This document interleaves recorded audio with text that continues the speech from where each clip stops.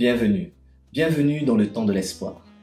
Le titre de notre vidéo est « Attachez-vous à la parole et votre foi sera forte ». Le verset qui nous concerne, nous le trouvons dans Hébreux 2, versets 1 à 4. Le verset va donc s'afficher et je vais vous le lire. Le verset dit la chose suivante. Hébreux 2, versets 1 à 4. C'est pourquoi nous devons d'autant plus nous attacher au message que nous avons entendu, de peur d'être entraînés à notre perte. En effet, puisque la parole annoncée par l'intermédiaire des anges a été confirmée et que toute transgression et toute désobéissance ont reçu une juste sanction. Verset 3. Comment échapperons-nous si nous négligeons un si grand salut? Ce salut, annoncé d'abord par le Seigneur, nous a été confirmé par ceux qui l'ont entendu. Verset 4. Dieu a appuyé leur témoignage par des signes, des prodiges et divers miracles, ainsi que par des dons du Saint-Esprit distribués conformément à sa volonté. Accrochez-vous à Jésus-Christ et non à un homme ou à une femme ou bien une entité religieuse. Vous avez reçu le Christ et non un homme, non une femme ou une entité religieuse. Avant d'aller plus loin, remettons ce moment entre les mains de Dieu, de notre Père Céleste. Par révérence pour notre Dieu, nous baissons la tête. Maintenant,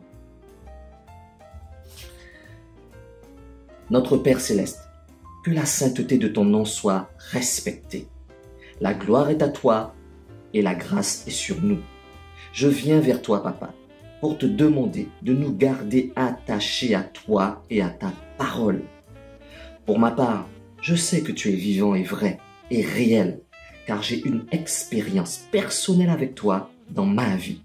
Je te demande, Papa, de donner à toute personne qui écoute cette vidéo la connaissance et la compréhension. Tu prends la direction de ce moment maintenant et tu m'accordes ta sagesse pour transmettre ta parole avec force. Je te prie dans le précieux nom de Jésus-Christ, mon grand frère. Amen. Amen. Maintenant, nous pouvons continuer. Alors, en lisant, comme je l'ai fait pour vous, Hébreux 2, versets 1 à 4, nous constatons que nous avons une grande responsabilité quand nous entendons le message de Jésus-Christ. Cette sérieuse exhortation est une conclusion tirée de la grandeur de Jésus-Christ. En Hébreux 2, verset 1, il nous est dit, « Si Dieu nous a parlé par le Fils, Jésus-Christ, dont la grandeur divine est incontestable, nous devons porter une attention particulière aux choses que nous avons entendues de sa bouche. Nous devons aussi y être attachés d'une manière énergique. Si nous ne le faisons pas, nous sommes en danger. Oui, en danger de tomber et de glisser loin, comme un navire. Vous savez, les navires viennent accoster au moment d'entrer sur le port. Et ils sont entraînés soudainement, subitement, par le courant qui est trop fort et risquent de périr au large.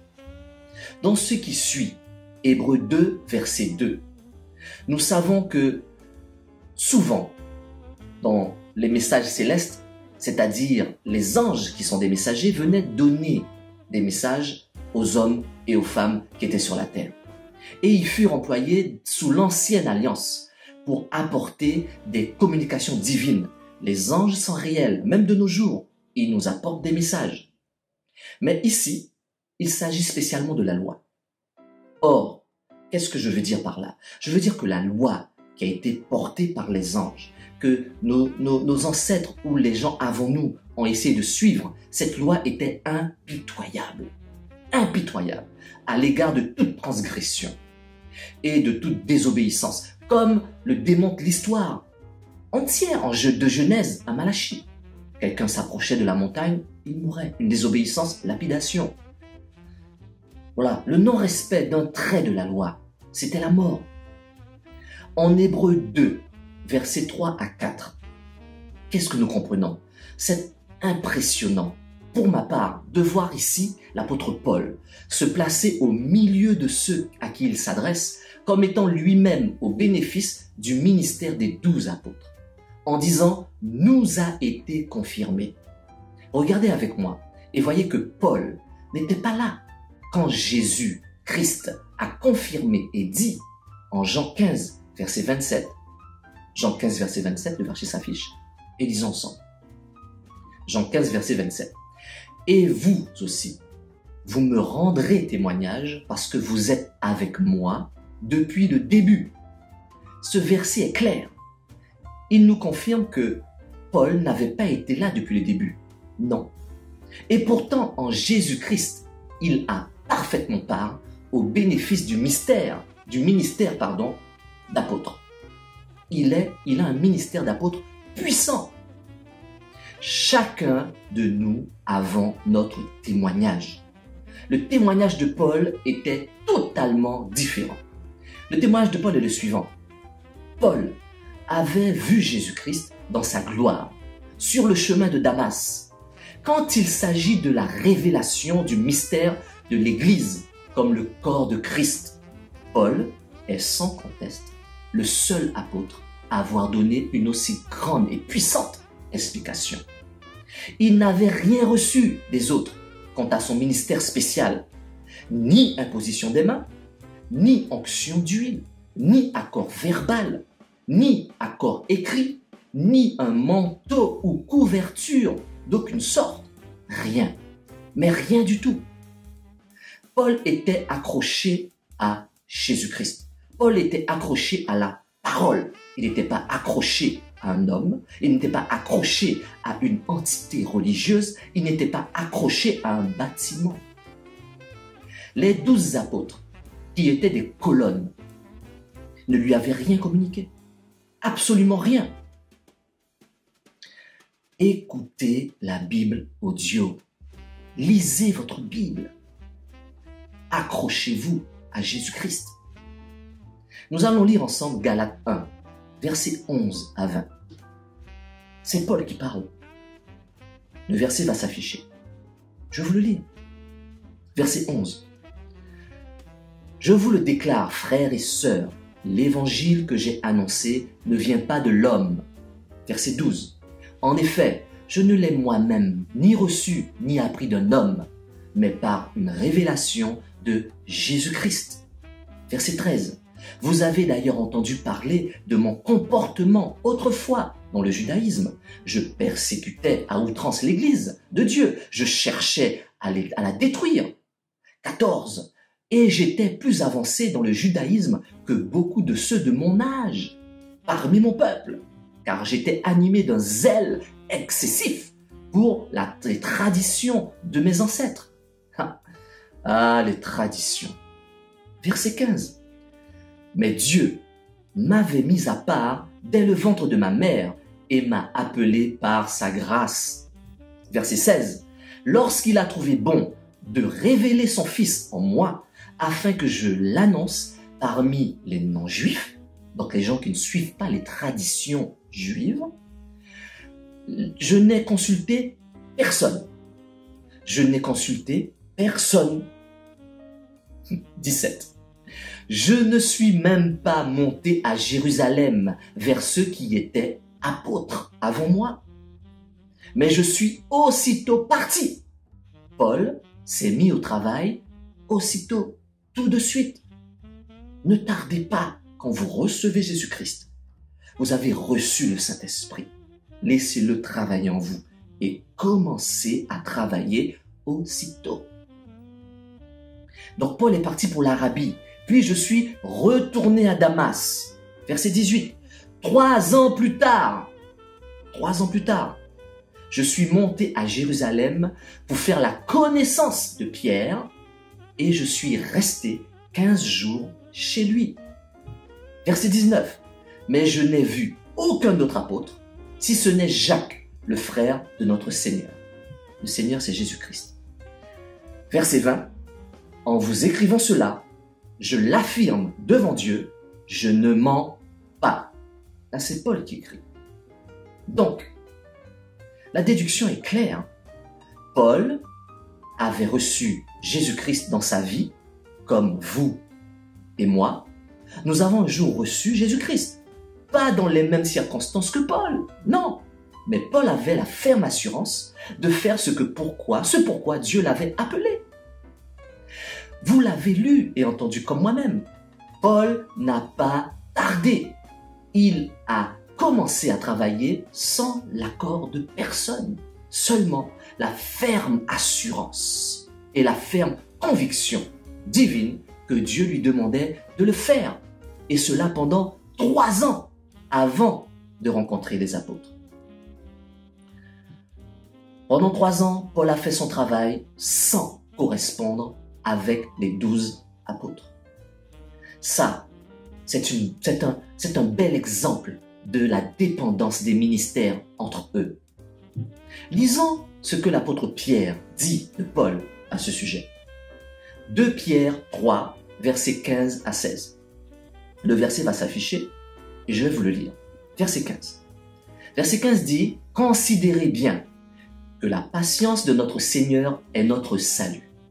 Notre bien-aimé frère Paul nous l'a aussi écrit,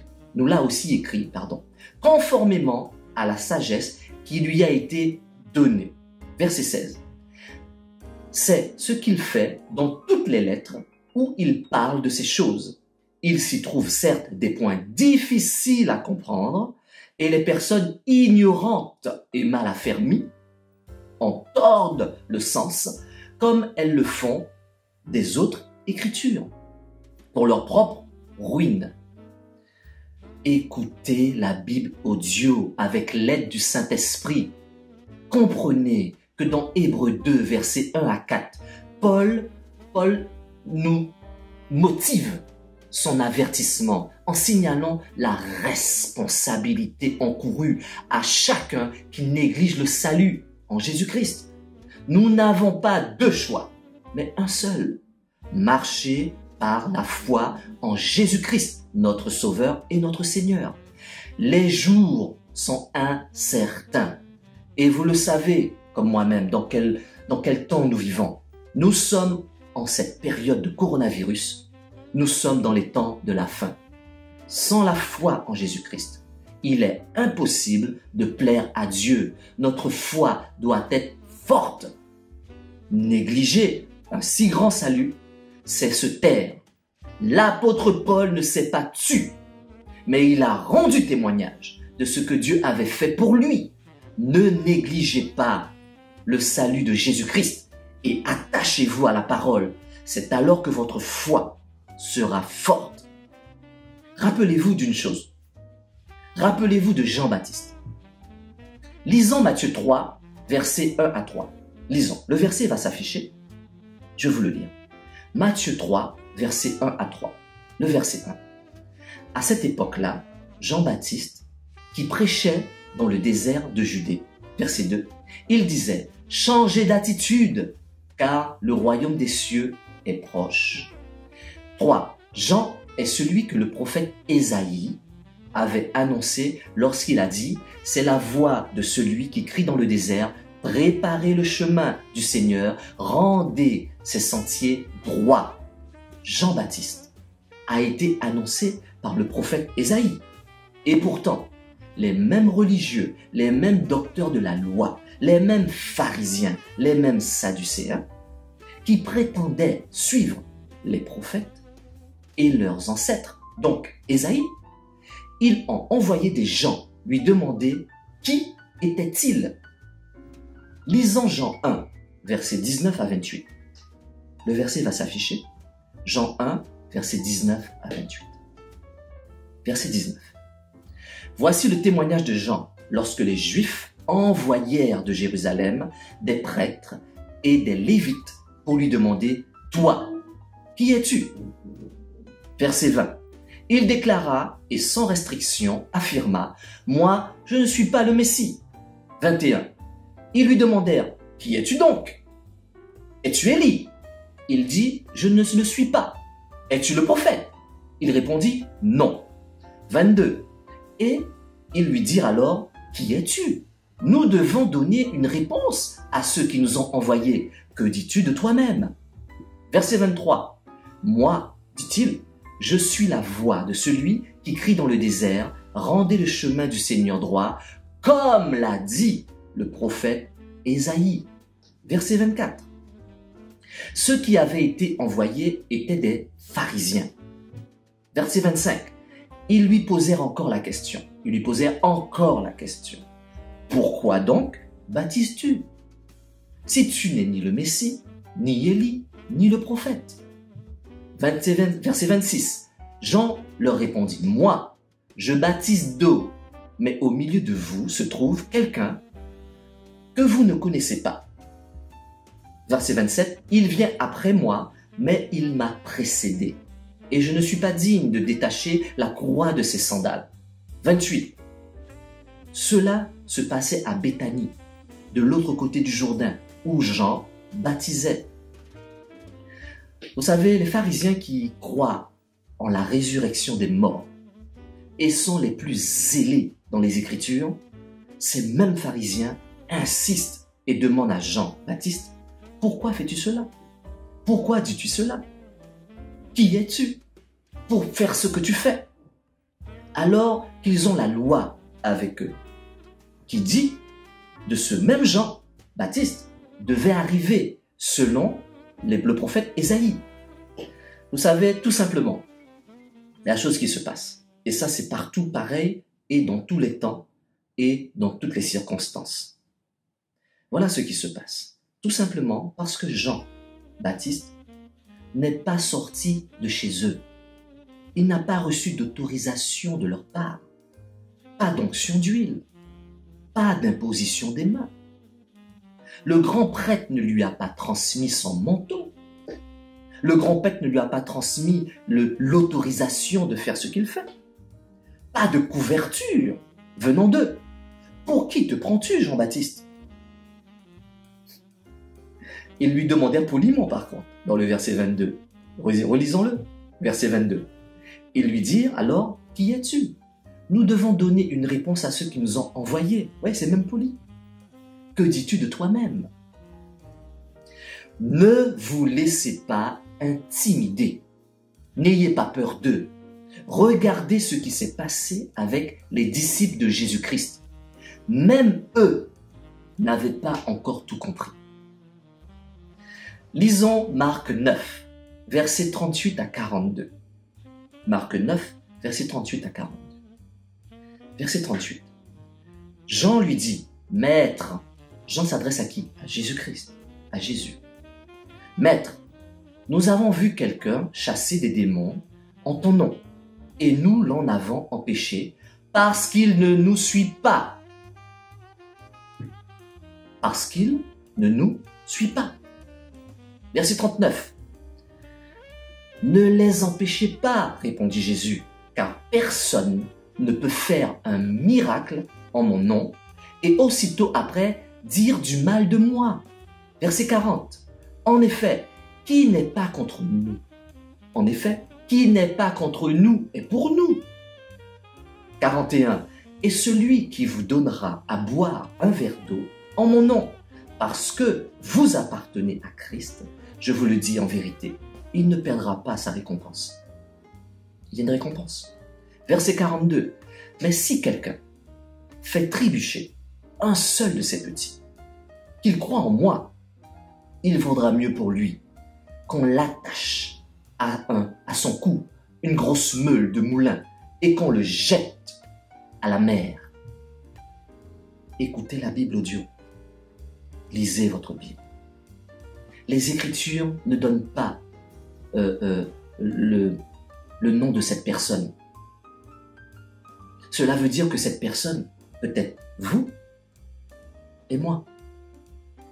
En Jean, et Jean, le disciple que Jésus aimait, empêchait cette personne, ce quelqu'un, son nom, comme il est dit, d'aider les autres à connaître ce que Jésus-Christ avait fait pour lui. Car il chassait les démons. C'est la première chose qu'on reçoit. Voici les miracles qui accompagneront ceux qui auront cru. En mon nom, ils chasseront les démons. Nous pouvons facilement comprendre Jean. Son maître Jésus-Christ enseigne. Il avait beaucoup d'élèves, d'étudiants autour de lui qui écoutaient et suivaient le Christ avec les apôtres. Mais quelques-uns seulement comprenaient et commençaient le travail. L'esprit de compréhension était rentré en eux. Et l'esprit de connaissance leur donnait ce qu'il fallait dire et faire. Par la foi en croyant en Jésus-Christ, tout simplement. Sans attendre que Jésus-Christ lui-même les impose les mains, ou les fait une onction d'huile, ou même les donne un manteau spécial, ou une recommandation écrite, afin qu'ils commencent à proclamer la gloire de Dieu. Non, non et non. Cette personne a commencé avec la foi ferme quand son expérience en Dieu était réelle. Il avait une espérance.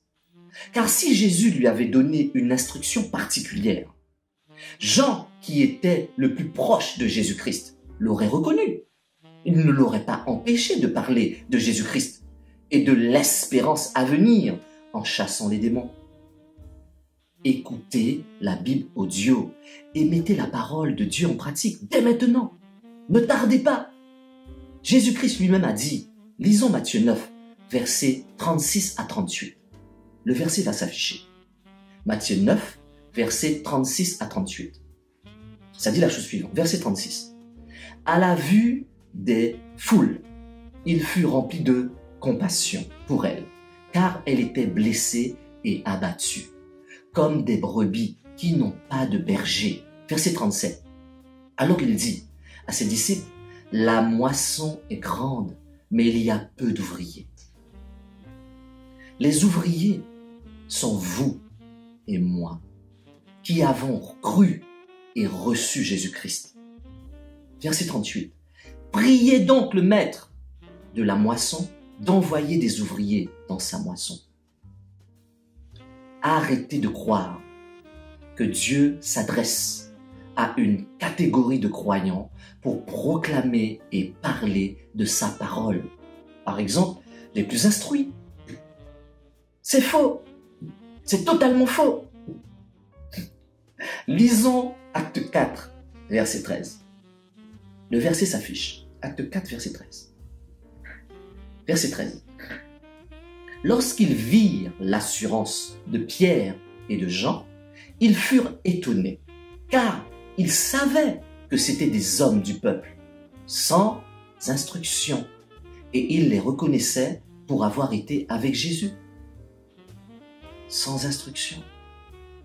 Le Saint-Esprit qui est en vous vous instruit. Arrêtez de croire qu'un croyant, c'est quelqu'un qui n'a rien, et par déduction, il se tourne vers Dieu, vers Jésus-Christ, pour avoir un revenu. C'est faux, totalement faux. Cela aussi, lisons Acte 10, versets 1 à 8. Verset 1, le verset s'affiche. Acte 10, verset 1 à 8. Verset 1. Il y avait à Césarée un homme appelé Corneille. Il était officier dans la troupe romaine appelée cohorte italienne. Verset 2. Il était pieux et craignait Dieu. Avec toute sa maison, il donnait beaucoup d'argent au peuple, et ne cessait de prier Dieu. Corneille est un croyant qui a les moyens d'aider les autres. Et il a des serviteurs dans sa maison. C'est un officier dans la troupe romaine, appelée cohorte italienne. Arrêtez de croire qu'un croyant, c'est quelqu'un qui n'a pas d'instruction. Vous êtes dans l'erreur. Car l'apôtre Paul, lui-même, était un érudit, quelqu'un d'instruit, qui pouvait se présenter devant les rois de ce monde. Et Dieu l'a choisi, justement. Pourquoi? Parce qu'il avait l'instruction et la connaissance de ce protocole lié aux autorités de ce monde. Donc il pouvait parler aux non-juifs, il pouvait parler aux juifs, il pouvait parler à tout le monde, aux personnes élevées ou aux personnes abaissées, aux personnes riches et aux personnes pauvres. Il avait le protocole lié aux autorités de ce monde. Lisons Acte 9, versets 15 à 16. Le verset va s'afficher. Le verset 15. Mais le Seigneur lui dit, vas-y, car cet homme, c'est-à-dire Paul, est un instrument que j'ai choisi pour connaître mon nom. Oui, c'est ça, pour faire connaître mon nom, pardon, aux non-juifs, c'est-à-dire aux gens qui n'ont pas les traditions juives, le sabbat, les sacrifices, toutes les traditions juives. Paul était un apôtre dédié à ça, pour les non-juifs. Aux rois de ce monde, les rois, les reines, les autorités, Paul était dédié pour eux aussi. Et aux Israélites, aux gens de son peuple, comme lui-même, qui était lui-même pharisien, qui croyait à la loi de Moïse, qui croyait à tout ce que Dieu avait dit dans l'Ancien Testament et que lui-même Paul le pratiquait. C'est-à-dire tous les fils de Jacob, dispersés à travers le monde, tous les fils de Jacob, qu'on appelle Israël. Verset 16. Je lui montrerai tout ce qu'il doit souffrir pour moi. Paul aussi était prêt. C'était quelqu'un de préparé à la souffrance. Dans ces versets, Dieu parle à Ananias de Damas. Ananias de Damas, très peu connu. Quelqu'un qu'on ne connaît même pas. On parlera d'Ananias plus tard. Qui a été trouvé Paul pour lui ouvrir les yeux. Ananias de Damas. Paul était un chef d'entreprise. Il fabriquait des tentes. Dans le contexte de cette époque, c'était indispensable pour les soldats romains et toute personne qui voyageait d'avoir une tente. Imaginez le potentiel de l'entreprise de Paul. Paul négociait avec les décideurs directement. Il avait le langage, il avait la manière de faire, il connaissait le protocole. Paul était zélé. Il avait son entrée dans tous les lieux de sacrifice. Donc, il récupérait les peaux. Il savait négocier. Les peaux des animaux sacrifiés. Rien ne se perdait. Tout était utilisé. Paul avait de l'argent et cela ne lui a pas empêché de remplir son ministère avec humilité et avec la puissance que nous lui connaissons. Il écrit plusieurs livres dans le Nouveau Testament. Paul. Dieu choisit celui et celle qui veut, pas selon les critères de ce monde. Non, suivez avec moi et comprenez.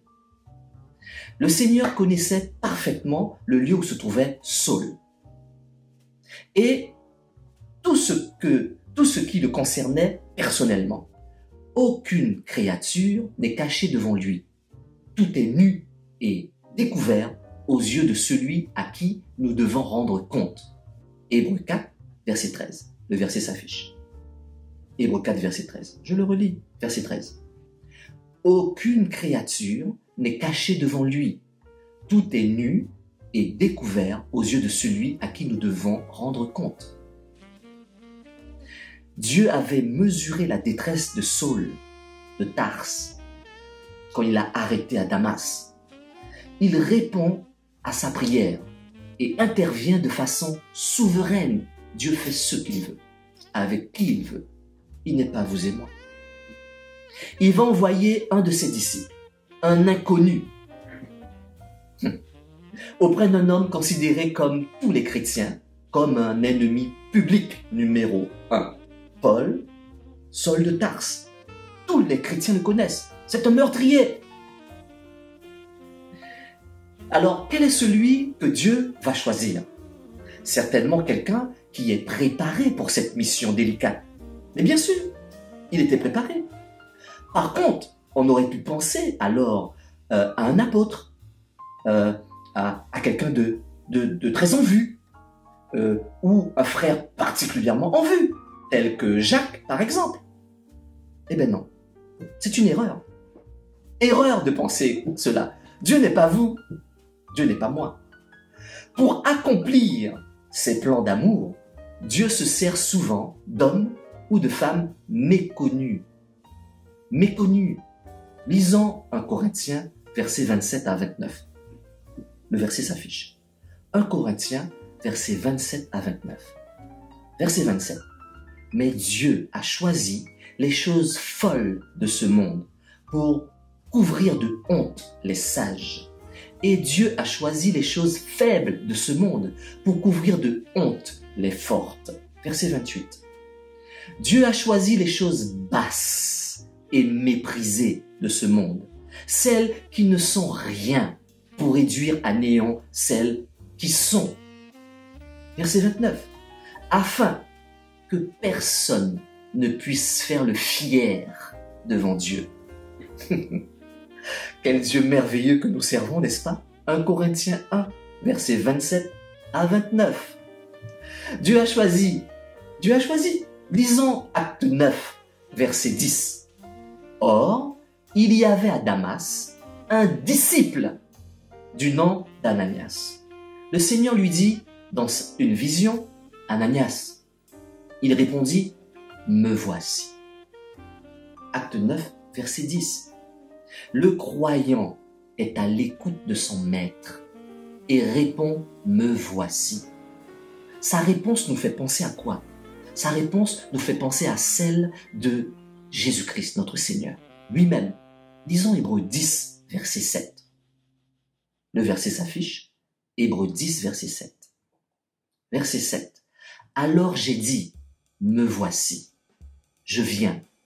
Dans le rouleau du livre, il est écrit à mon sujet, c'est Jésus qui parle, pour faire, ô Dieu, ta volonté. Et Jésus-Christ veut que nous puissions faire la même chose. Il t'appelle, il m'appelle. Nous devons dire, me voici. Tu as peur de quoi? Tu as peur de qui? Me voici, Seigneur. L'Esprit qui est en toi t'enseignera. Alors, une réponse d'une si grande portée. Le Fils savait tout ce que représentait son abandon. Jésus savait, il allait être abandonné, complet. Il s'est lui-même laissé gérer par qui? Par le Père. Et d'abord les souffrances, puis la mort à la croix. Lisons Psaume 25, verset 14. L'Éternel confie ses secrets à ceux qui le craignent. Il leur fait connaître son alliance. Psaume 25, verset 14. Et Ananias, que je viens de parler il y a quelques minutes, est de cela. Vous et moi, nous devons être de cela. Le Seigneur décide de lui faire part de quoi? De ses desseins, de son plan à l'égard de Saul de Tarse. Il lui parle d'abord du champ d'action particulièrement étendu. Je vais faire ci, il va faire ça pour moi, etc. Puis, il se propose de confier à celui qui va bientôt s'appeler Paul. Vous savez que Paul signifie petit. C'est formidable. Saul de Tarse est appelé Paul, petit. Lisez votre Bible. Écoutez la Bible audio avec l'aide du Saint-Esprit. L'esprit de connaissance vous guidera. Il n'y a aucune jalousie dans le cœur d'Ananias. Il sait se réjouir dès que Dieu confie à d'autres une mission. Réjouissez-vous. Quand d'autres personnes, Dieu leur confie une mission, soyez heureux pour ces personnes. Lisons Philippe 2, verset 4. Philippe 2, verset 4. Le verset s'affiche et je vous le lis.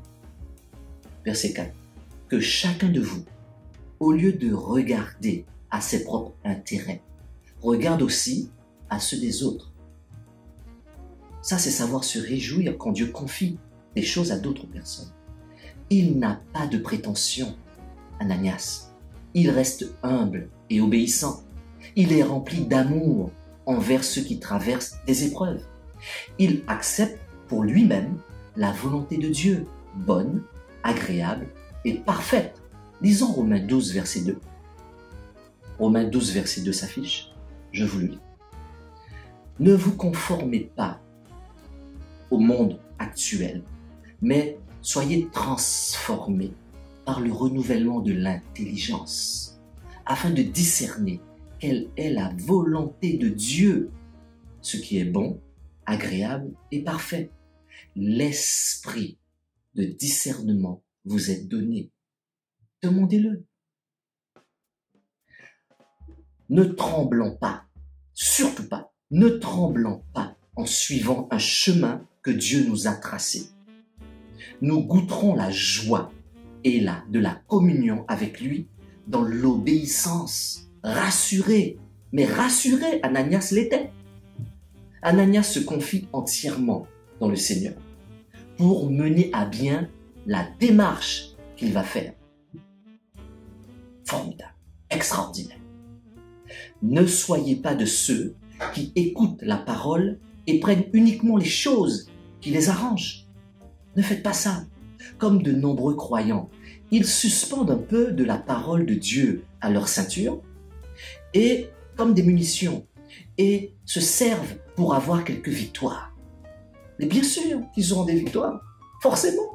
Alors pendant quelque temps, leur vie avance bien. Pour la première fois depuis des années, ils ont du succès. Ça marche. Et où qu'ils soient, ils quittent tel pays, ils vont dans un autre pays, quelle que soit la chose qu'ils font, ils ont du succès. Vous savez, la chose qui est grave, c'est que une fois qu'ils ont du succès, où qu'ils soient, quelle que soit la chose qu'ils entreprennent, ça fonctionne. Puis, tout à coup, ils tombent et trébuchent.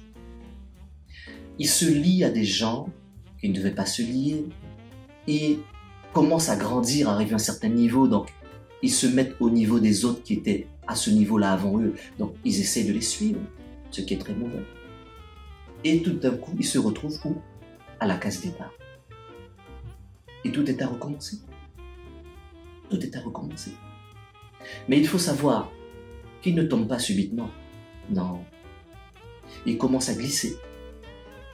Ils commencent à s'éloigner de Dieu, un peu chaque jour. Et finissent par perdre leur équilibre. Et là, ils tombent. L'épître aux Hébreux a été écrit à des gens comme cela. Ils avaient mais ils avaient fait tant de progrès, mais tant de progrès spirituels. Ils étaient zélés, pleins de fougue. Chaque fois qu'ils en avaient l'occasion, ils parlaient de leur conversion à leur entourage, à leur famille, à leurs voisins. Tout le monde qui les côtoyait pouvait dire, en les voyant, d'une manière unanime, que ces personnes avaient vraiment changé. Ils étaient plus les mêmes. C'était fini. Même avec les collègues de travail, les croyants, vous voyez, ils n'étaient plus les mêmes. Parce que ces croyants-là n'acceptaient plus, quoi? Les plaisanteries déplacées. Ils ne voulaient plus plaisanter. Plaisante correctement avec moi. Pas de plaisanteries déplacées. Où ils ne participaient pas à dire du mal de quelqu'un. C'était terminé. Terminé, même si ils le faisaient avant, car ils considéraient, ces nouveaux croyants, qu'ils étaient nés de nouveau. Donc, ils étaient une nouvelle personne. C'était fini. Et de ce fait, ils étaient au point où ils auraient pu être enseignants de la parole de Dieu, enseignants de leur propre expérience avec Dieu, enseignants de tout ce qu'ils avaient vécu dans leur vie et réussi avec Dieu. Ça aurait aidé beaucoup de personnes. Beaucoup de personnes.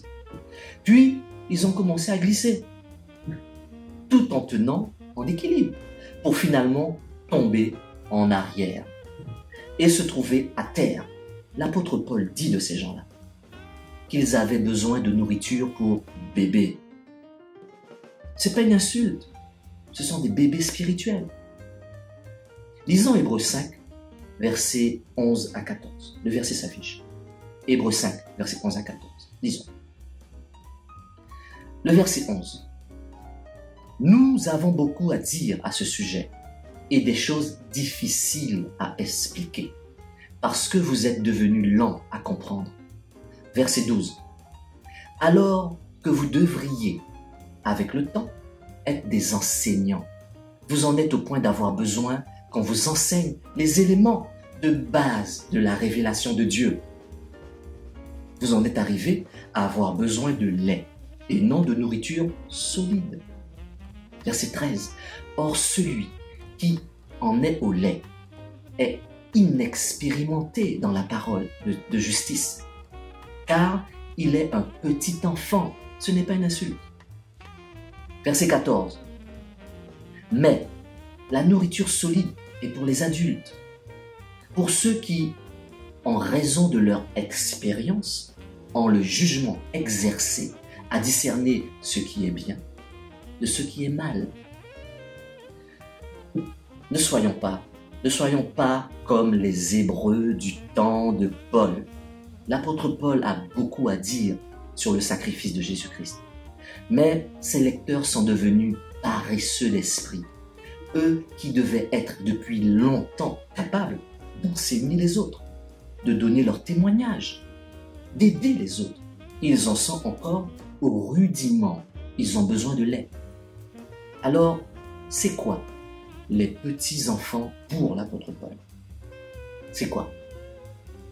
Les petits-enfants sont des hommes et des femmes qui s'en tiennent au lait des éléments qui concernent les choses de Dieu. Ils restent aux choses basiques de la parole. Ils désirent que tout leur soit préparé d'avance, sous forme liquide, sous forme de purée, comme un bon jus d'orange, comme une bonne purée. Ils ne sont pas capables de préparer eux-mêmes le jus d'orange, par exemple. Couper les oranges, presser les oranges et le boire. Non, ils ne sont pas capables. C'est-à-dire qu'ils ne cherchent pas la communion personnelle avec Dieu. La communion personnelle et directe avec Dieu, sans passer par quelqu'un. Ils ont besoin d'une personne pour tenir leurs mains constamment. Mais oui, certainement, je ne vais pas le nier, nous devons nous soutenir les uns les autres. C'est une vérité biblique. Mais nous devons tous grandir spirituellement. Tous, sinon vous ralentissez les autres. Dans la vie spirituelle, comprenez, vous ne devez pas prendre du grade parce que vous connaissez le responsable, parce que c'est votre ami, parce que c'est votre oncle, parce que c'est votre cousin, même parce que c'est votre papa. Non. C'est très dangereux pour vous. Pas pour lui, pour vous. Lui, on lui demandera des comptes après. Mais pour vous, c'est dangereux. Mais bien sûr, car le monde spirituel est impitoyable. Ils ne vont pas jouer avec vous. Les petits-enfants pour Paul n'ont pas de communion personnelle avec Dieu, avec Jésus-Christ ou avec le Saint-Esprit. Ils ne sont pas encore remplis par une foi d'expérience. L'expérience de la foi n'est pas en eux. Pas d'expérience personnelle avec Dieu.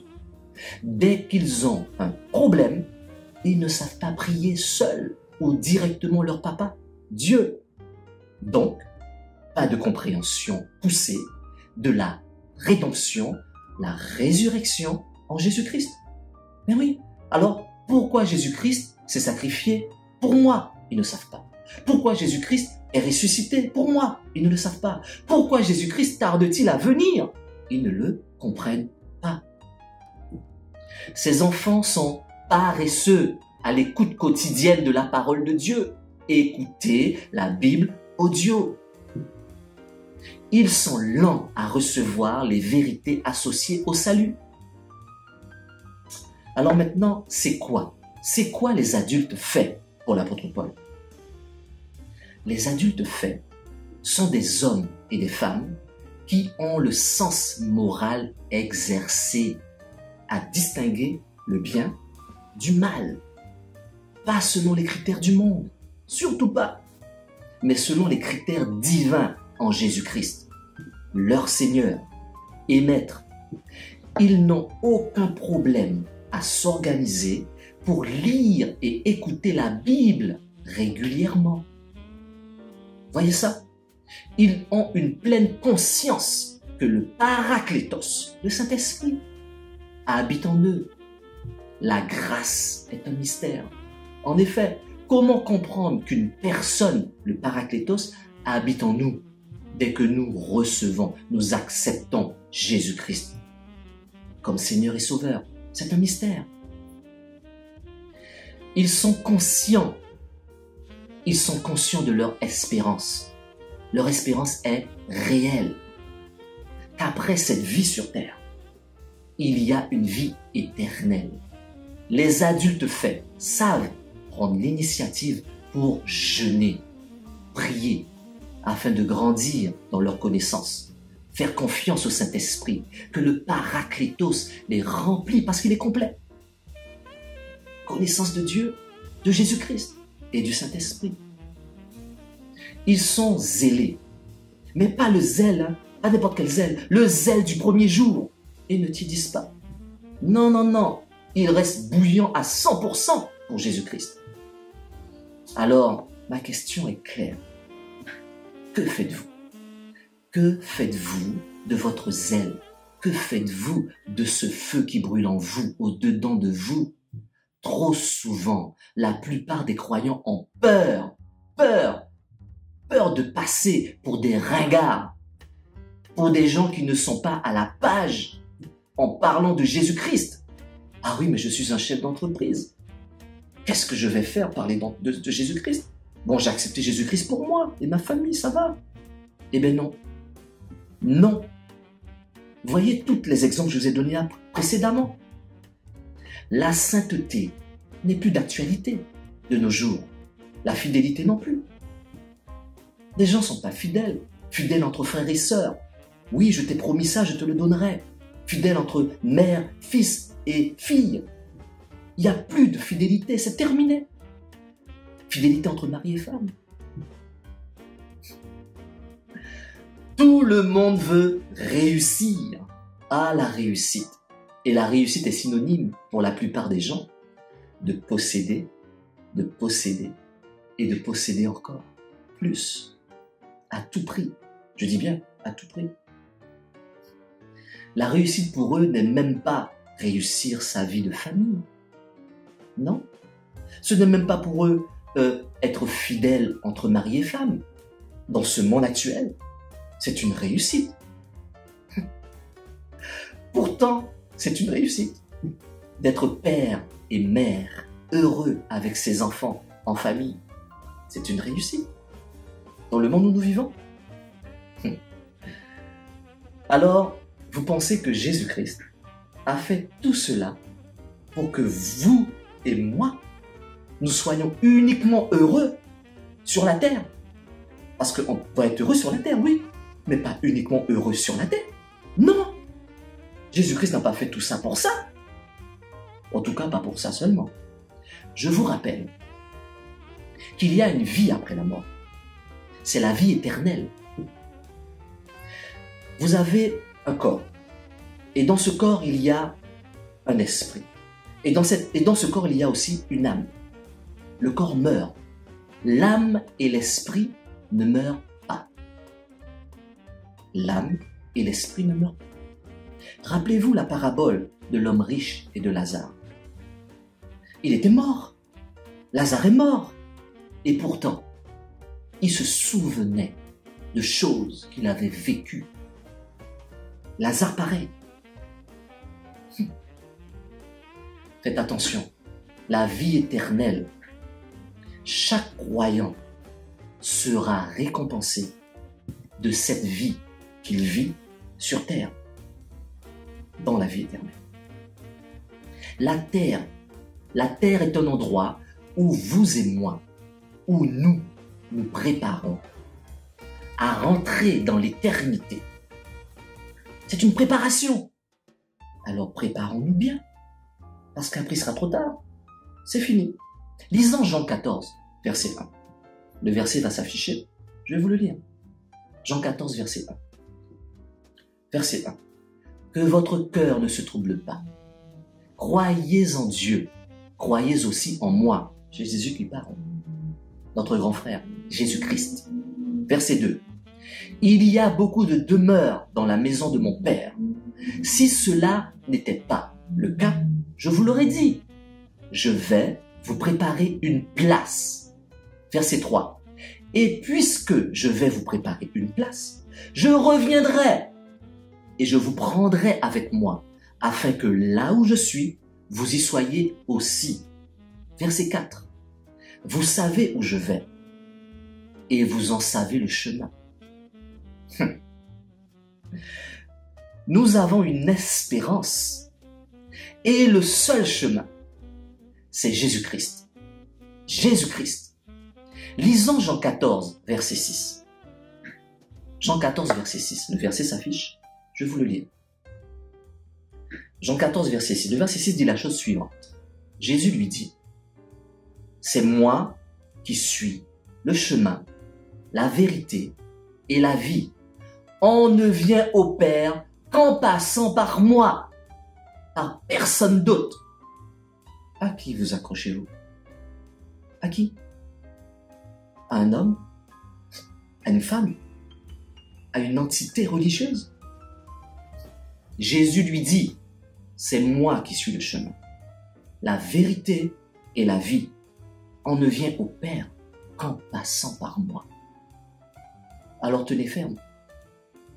Tenez ferme et ne vous inquiétez pas de passer pour un ringard. Non, je m'en moque, car il y a des couronnes destinées aux personnes qui ont persévéré. Mais bien sûr, la couronne incorruptible, indestructible. Lisons 1 Corinthiens 9, verset 25. Le verset s'affiche. 1 Corinthiens 9, verset 25, nous dit la chose suivante. Tous les athlètes s'imposent toutes sortes de privations. Donc il y a de la rigueur à avoir dans la vie d'un croyant. Et ils le font pour obtenir une couronne qui va se détruire. On a nos médailles, on a nos coupes, nos couronnes dans le temps. Mais nous, c'est pour une couronne indestructible. Il y a la couronne de justice. Oui, lisons 2 Timothée 4, verset 8. Le verset va s'afficher. Verset 8. Désormais, la couronne de justice m'est réservée.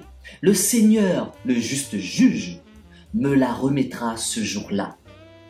Et non seulement à moi, mais aussi à tous ceux qui auront attendu avec amour sa venue.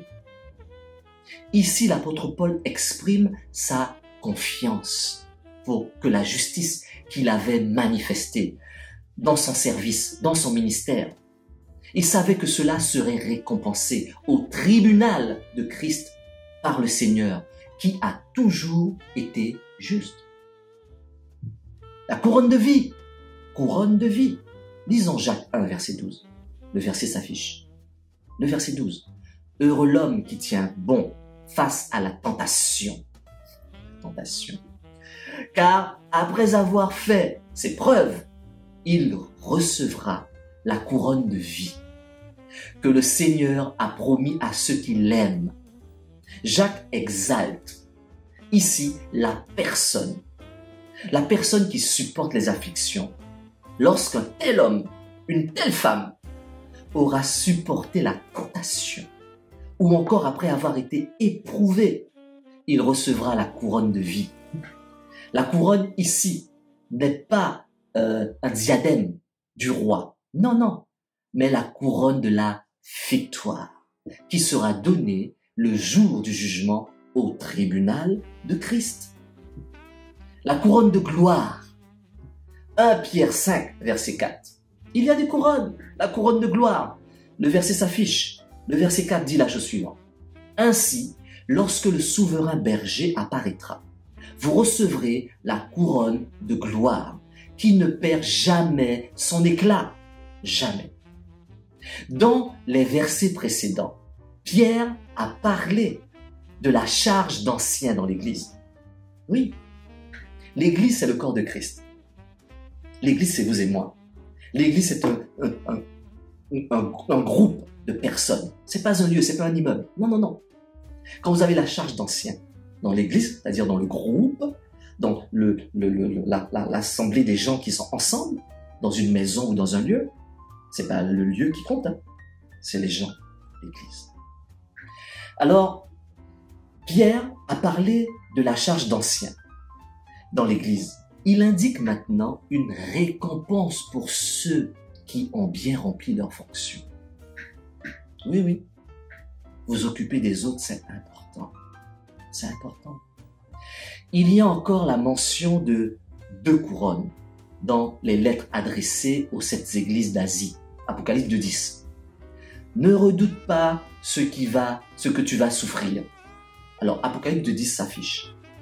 Je reprends le verset 10. Ne redoute pas ce que tu vas souffrir.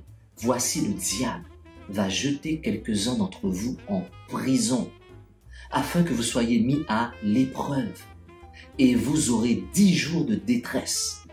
Sois fidèle jusqu'à la mort, et je te donnerai la couronne de vie. Sois fidèle jusqu'à la mort, et je te donnerai la couronne de vie. Jacques promettait la couronne de vie à ceux qui subissent des épreuves. Ici, le stade ultime des épreuves, le martyre.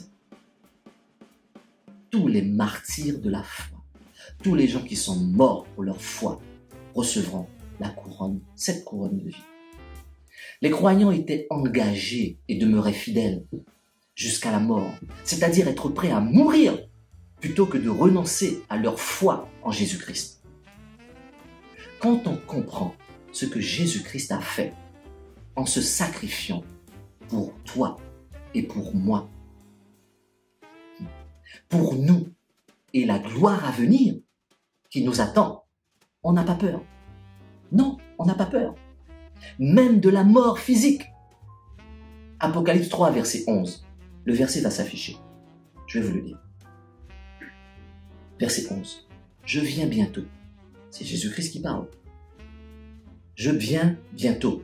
Tiens ferme ce que tu as, afin que personne ne prenne ta couronne.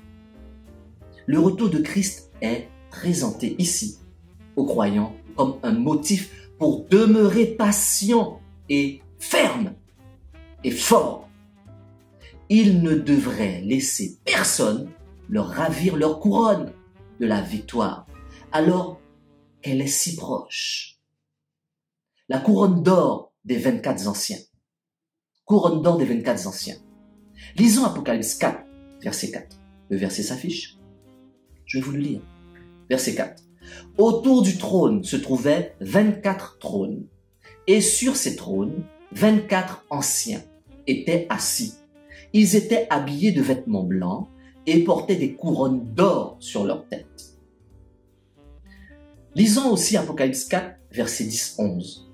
Verset 10. Les 24 anciens se prosternent, devant celui qui est assis sur le trône, adorent celui qui vit au siècle des siècles et déposent leur couronne devant le trône en disant, verset 11, « Tu es digne, notre Seigneur et notre Dieu, toi le Saint, de recevoir la gloire, l'honneur et la puissance, car tu as créé toutes choses et c'est de ta volonté qu'elles ont été créées et qu'elles existent. » Les 24 anciens qui représentent l'Église glorieuse, le verset 4, répondent aux adorations de la création figurées par les 4 êtres vivants. Ils descendent de leur trône, ils se prosternent et jettent leur couronne au pied du trône de Dieu. Waouh! Excellent! Magnifique! Maintenant que nous comprenons tout ce que dit Paul, comprenez ce verset. Lisons 1 Corinthiens 15, verset 19. Le verset s'affiche. Très important. 1 Corinthiens 15, verset 19. Verset 19. Si c'est pour cette vie seulement, la vie sur terre, que nous espérons en Christ, nous sommes les plus à plaindre de tous les hommes. Il y a une vie après la mort, et c'est pour cela que Jésus-Christ est venu sur terre. Écoutez la Bible audio. Ne ratez pas votre éternité. En fait, certains croyants ne donnent pas de l'importance à l'écoute de la Bible ou à la lecture de la Bible. Ils ont laissé d'autres choses se mettre au travers de leur chemin et de leur foi. Vous savez très bien qu'est-ce qu'ils ont laissé se mettre au travers de leur chemin et de leur foi. Ils ont laissé glisser les promesses de Dieu. Ils ne croient plus en ces promesses. Alors, ils ont glissé eux-mêmes, eux aussi. Mais bien sûr, le doute est entré dans leur cœur. Pourquoi Dieu tarde-t-il? Y a-t-il vraiment un Dieu? Dieu vient-il vraiment? Ce que tu me dis, existe-t-il réellement? Ils laissent leur niveau de la parole de Dieu diminuer. Et vous savez que plus vous écoutez quelque chose, plus la chose s'incruste et prend racine en vous. Donc, ils n'écoutent pas la parole de Dieu. Donc, ça diminue en eux. Et parce qu'un bas niveau de la parole de Dieu est équivalent à un bas niveau de foi, ces croyants commencent rapidement à souffrir des défaites dans des domaines où ils avaient à une époque la victoire. Oui, on parlait d'eux. Ah, cette famille-là, waouh. Ah, ce monsieur-là, waouh. Ah, cette femme-là, waouh. Mais plus maintenant, hein. C'est la dégringolade, là. Ne laissez pas une telle chose vous arriver. Vous en connaissez le chemin. Lorsque tout va bien, ne vous laissez pas voguer au gré du courant. Je suis un tel, je suis à son niveau, donc maintenant je suis plus Jésus, ça ne va pas. Ne vous laissez pas voguer sur le courant et sur les bénédictions de Dieu, jamais. Creusez encore plus profondément dans ce que Dieu vous a réservé pour vous. Prêtez encore plus d'attention aux promesses de Dieu. Concentrez-vous en avançant à devenir si fort dans l'esprit que vous puissiez trouver non seulement une réponse à vos besoins, mais aussi une réponse aux besoins des autres. Vous serez capable d'aider les autres. L'Esprit Saint est en vous. Jésus-Christ vous a laissé cet esprit. Ne soyez pas si occupés à vous réjouir de la victoire d'aujourd'hui que vous terminiez demain dans la défaite. À quoi bon? Regardez aux choses que vous avez apprises. Donnez plus d'attention à la parole et non pas moins. Attachez-vous à la parole et votre foi sera forte. Que vous soyez fortifiés et bénis.